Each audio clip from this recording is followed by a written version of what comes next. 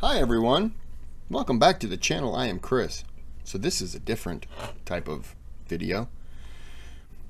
I'll be honest, I don't remember if somebody requested it, but I saw it and I clicked on it. I got to it somehow. But this is a new channel. It's called UsefulCharts.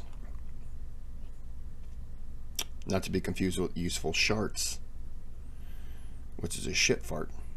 It's not the same thing, though. A useful chart is good to have. A useful chart is new underwear time. So let's get into this. This is Prophet Muhammad's family tree. There was another one about Islamic prophets' family tree, but I thought this was more specific to Muhammad in terms of, I can do the other one as well, but we'll do it. Hi, this is Savish from the channel Al-Muqaddimah, and today I'm going to show you the family tree of the Prophet Muhammad.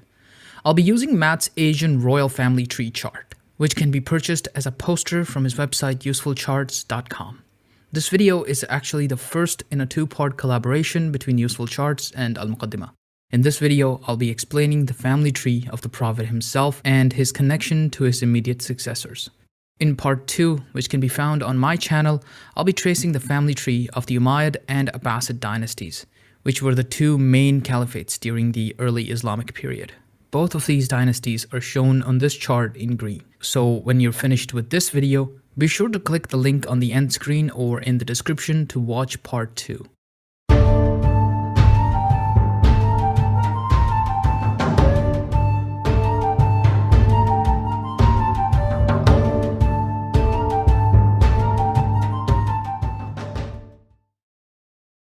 The Prophet Muhammad was born in Mecca around the year 570 CE. We don't know his exact birth year, but it is generally agreed that he died in the year 632 CE around the age of 60. You'll note that this chart does not show a picture of him, but instead shows his name artistically drawn using calligraphy. This is because Muslims consider it inappropriate to depict the Prophet in a visual way. This sometimes applies to all sentient beings as well, which is why Islamic art tends to be more decorative than figurative. Muhammad belonged to a clan known as the Banu Hashim, which in turn was part of an Arab tribe known as the Quraysh. This chart starts with Muhammad's great-great-grandfather Abdul Manaf, but if we were to go back another 7 generations, we would find that he descends from a man named Fihr ibn Malik, who was the progenitor of the Quraysh tribe. If we were to go back further, we would see that the Quraysh traditionally descend from a man named Adnan. The Adnanites were not original Arabs, but were rather Arabized in the 6th century BCE, when the Neo-Babylonians destroyed their former kingdom, pushing them south into the Arabian Peninsula. The Adnanite Arabs are sometimes distinguished from the more southern Qahtanite Arabs, who are considered to be the purer Arabs. According to tradition, the Adnanite Arabs were descendants of Ishmael, the firstborn son of Abraham, whereas the Jews were descendants of Isaac, Abraham's secondborn. This is why both Judaism and Islam, as well as Christianity, are considered Abrahamic religions. Ishmael's mother was an Egyptian named Hajar, whereas Isaac's mother was Sarah. Sarah, like Abraham, was originally from Mesopotamia. But like I say, these links are based on tradition, not on historical records. Okay, let's get back to the Prophet himself. I should point out that most mainstream historians, including secular ones, do consider the Prophet Muhammad to be a historical figure. Now, as to whether or not the angel Gabriel dictated the... Why would they think he wouldn't have been a historical figure? Are there groups out there that are trying to say that he's not real, he never existed? I could definitely buy people saying that, but I would say that's probably people saying it in a negative way. That's my guess. Makes sense. Words of the Quran to him, that is something that is solely based on faith and on religious tradition. According to Islam, that started to happen in the year 609 CE, when Muhammad was praying alone in a cave near Mecca, and it continued for the rest of his life. But in this video, we are mostly concerned with his family tree, so let's return to that. Muhammad's first wife was named Khadija. He was married to her and only her for about 25 years. Prior to marrying Muhammad, she was actually a wealthy merchant in her own right. Together, they had 3 sons and 4 daughters. All 3 sons died at a young age, but the 4 daughters lived to adulthood. 2 of them would later marry one of the early Umayyad caliphs, and another, named Fatima, would marry Ali, one of Muhammad's. Is that my man Uthman? Uthman? I see you. I see you. Closest companions. According to Shia Muslims, only Fatima was the biological daughter of Muhammad and Khadija. According to that tradition, the other daughters were actually the children of Khadija's sister and were adopted. But what every Muslim tradition does agree on is that only Fatima has descendants that can be traced to today. Together with Ali, she had 2 main sons, Hassan and Hussein. Muslims today who claim descent from the Prophet are known as the Sayyids. Jordanian royal house of Hashim claims to be descendants from the Prophet through Hassan. According to Shia Muslims, the spiritual successors of Muhammad are known as the Imams, and in particular, among 12 Shias, there are 12 of them who are revered. Ali is the first, followed by Hassan and Hussein. The remaining 9 are all descendants of Hussein. At this point in the tree, there is some disagreement. Twelvers consider Musa al-Qadim to be the 7th Imam, but Ismailis consider Ismail to be the 7th.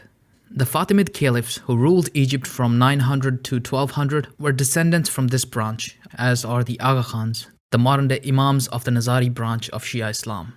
But Shias are actually the smaller of the 2 main branches of Islam, the larger branch being the Sunnis. According to Sunni Muslims, Muhammad was succeeded by the Rashidun caliphs, the first 2 of which were his close companions, Abu Bakr and Umar I. These 2 were also his fathers-in-law, as he married their daughters after the death of Khadija. Unlike the founders of other religions, Muhammad was both a spiritual and political leader. By the end of his life, he had basically conquered the entire Arabian Peninsula.